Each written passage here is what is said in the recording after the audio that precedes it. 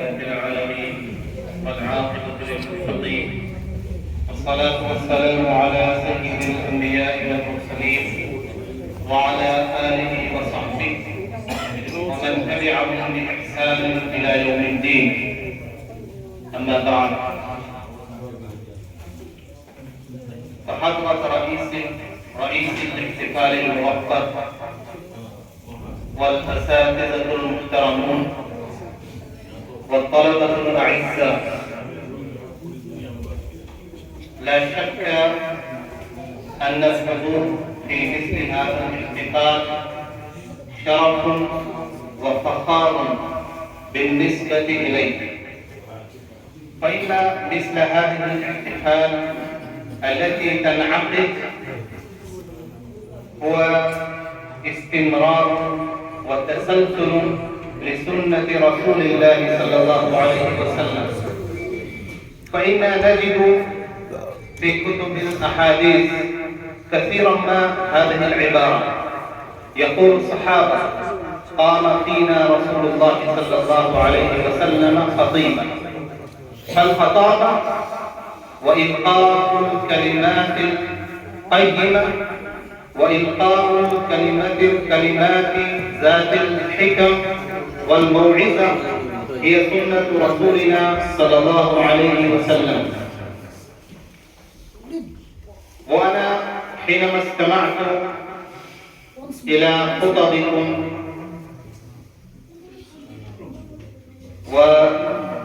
وتفكرت في أي لسان أعبر عن مشاعري، حينما رأيت طالبا قد تكلم بالعربية فدار في خلدي أن أعبر عن مشاعري باللغة العربية، فإني أرى كثيرا ما الرجال يفضلون اللغة الإنجليزية على اللغة الكردية، وفي هذا المجلس المبارك والاحتفال المعظم لما اجتمعت اللغتان فرأيت مناسبا أن أفضل التكلم بالعربية. ما شاء الله قد استمعت إلى جميع الخطب بكل شوق ولهف وتأثرت كثيرا، وحينما أكتب العلامات والأرقام كنت متحيرا كيف أفضل الطلبة بعضهم على بعض، ولا شك أنكم كلكم ألقيتم الخطبة بلغة قيمة، بلغة جياشة، بلغة سليمة مفهومة سلسة، وكلكم مستحقون بالإجابة والتحفيز، ويرجع الفضل في ذلك كله إلى الشخصية العظيمة، إلى مدير هذه الجامعة العالم الجليل والفاضل النبيل ومفسر القرآن الشيخ آل أشرف حفظه الله ورعاه. فإن هذه المدرسة مع كونها مدرسة قريبة العهد إنه قد قامت بجهود مشكورة ممتازة في مجال العلم والتربية، وإني سمعت أن في هذه المدرسة يجلس الناس ويذكرون الله قياما وقعودا ويقيمون الاحتفال لذكر الله سبحانه وتعالى، فإني أدعو الله سبحانه وتعالى أن يتقبل جميع الجهود التي يبذلها مدير هذه الجامعة والأساتذة هذه الجامعة، وأدعو الله سبحانه وتعالى أن يبارك في جهودهم ويتقبلهم أفضل تقبل. أيها الطلبة، أكثر الطلاب فيكم سوف يتخرجون من هذه المدرسة وسوف تخرجون في مجال الحياة، ومجالات الحياة هي مجالات مختلفة متنوعة شتى، وعلى ظواهركم مسؤوليات ضخمة جبارة، فكونوا على استعداد تام، فكونوا على موهبة كاملة تامة، فإنكم ورثة الأنبياء. وقد قال سبحانه وتعالى على لسان نبيه المصطفى صلى الله عليه وسلم: قل هذه سبيلي أدعو إلى الله على بصيرة أنا ومن اتبعني.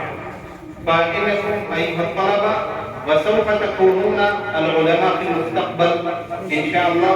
إنكم أمة، أول مصداق لهذه الآية: كنتم خير أمة أخرجت للناس تأمرون بالمعروف وتنهون عن المنكر. وقد قال الصحابي الجليل ربيعة بن عامر رضي الله تعالى عنه حين وصل إلى قصر رستم قائد الجنود الإيرانية، فقال: لماذا خرجتم إلى بلادنا؟